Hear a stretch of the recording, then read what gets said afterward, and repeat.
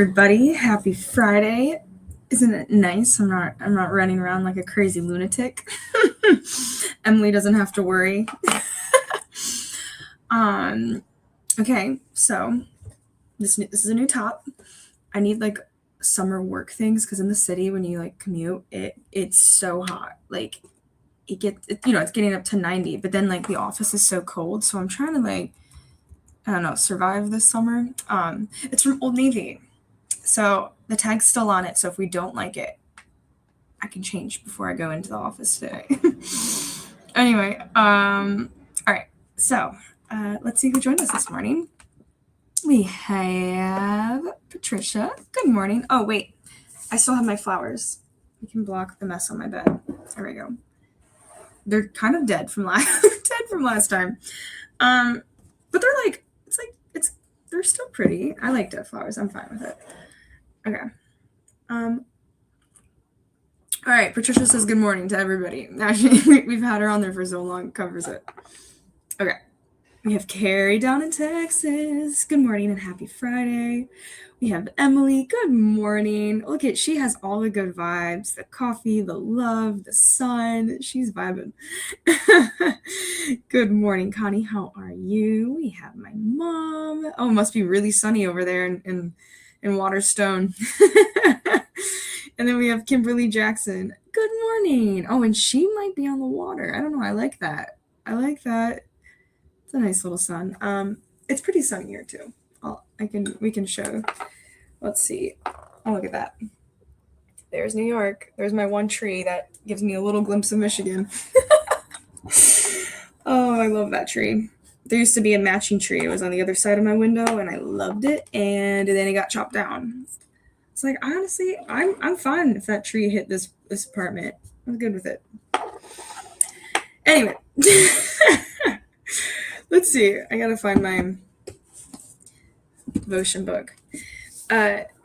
So lots of things to talk about. There's God is moving all around, right? Before I jumped on, I was listening to Jesus Be Offense. It's funny coming to New York. You kind of get a little bit more gospel worship songs that come across your radar, and I love that one. It always reminds me of like the Waterstone fences. We have really cute white picket fences that I don't know, they really did get that American dream thing down with those. So every time I hear the Jesus be a fence all around me every day, I always picture those tiny little fences of the Holy Spirit, of course. So anyway, all right. Those are my rants. We're on day 252. Oh, and Chuck says, good morning. Be blessed today. We will be blessed. Thank you, Chuck. You as well. All right. We have Isaiah 9:6 and the verse of the day, and it says, he will be called Prince of Peace. The lights burn low in the sanctuary, and the voices raise high. Years ago, I stood in this church and I felt like a warrior who had clawed her way back to her fortress after battle. I love this. Bloodied and bruised, armor dented, sword hanging by her side, I will keep fighting. And I told myself then, I will not give up. Then I slumped inside, spent, and begged, Jesus, help me.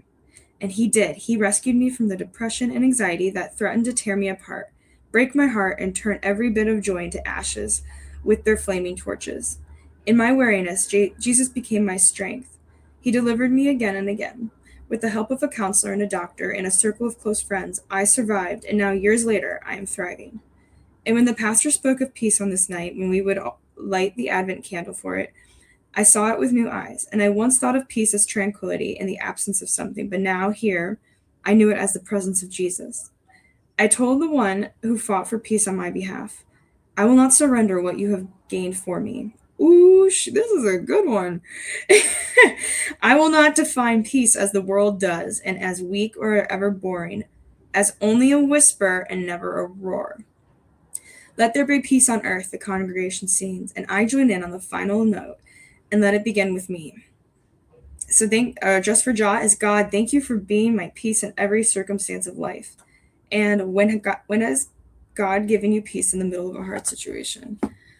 Oh, that was good. I love that. First, I love that she was talking about like imagining herself as a warrior coming back from battle, bloodied, bruised. She just was swinging around, and she came back to like the fortress that's God, and just let herself be healed. Like, yeah, I fought a battle. Yeah, I'm strong, but like, I need you. And like, that's beautiful. I hope that's what I look like every single day, coming back to God. But sometimes I feel like I might come back a little too polished, or a little too clean,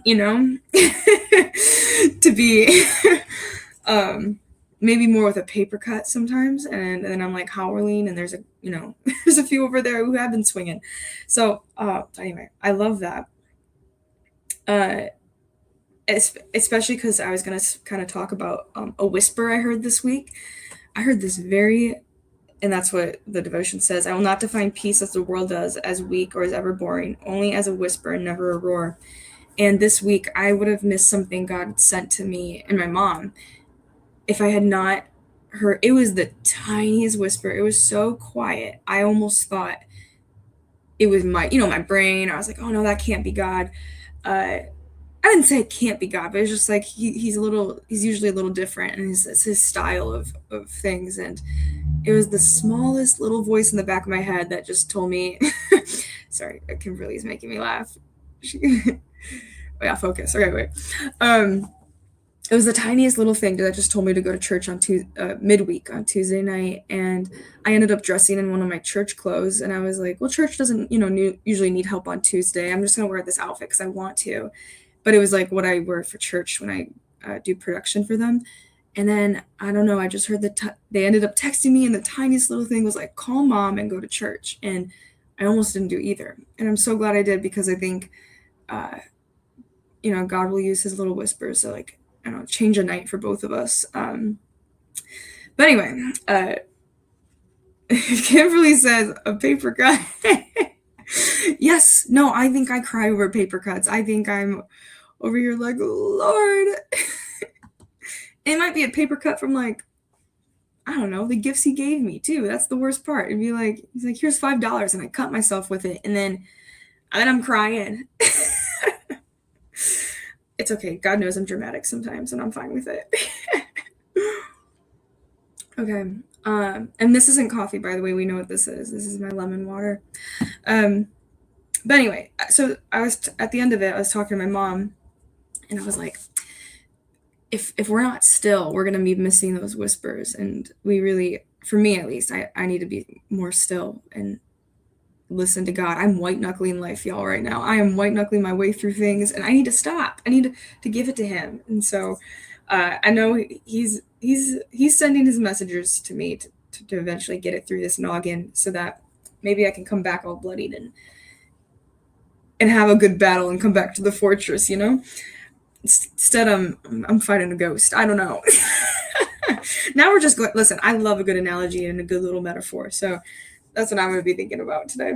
By the way, I'm good. I'm not going through that many battles. It's more of just like theoretical battles. Anyway, all right. I'm gonna go into work. Mom, let me know if I should keep this. I think we should. I think it's kind of cute. Okay. Maybe I don't want to hang up. Maybe I just want to keep just talking to you guys. And also, we have a few more. We got Claudia Marsh. Good morning. How are you? We have Alice. Good morning. And we have Trish. The gang's all here. We've all been here, right? So, sometimes coffee is the only peace I get. A small moment worth with God. I love that. It's a bit of they say that can be a bit of a ritual too. Like, that's why they do like the ceremonial, like, matcha services they do in, like, Japan. It's meant to be more, of a ritual, of a service. So, like, you sitting down with your coffee. I see you corrected it. With your coffee. It is like a little moment and a ritual with God. God's like, all right, Emily, sit down with your coffee, and enjoy the lovely antioxidants it gives, and just be with me. And he loves that. I bet God's gonna have really good coffee in heaven. Yeah, the coffee's got to be good enough for the angels, right? And Jesus. Chuck says, Trying to be more obedient to him.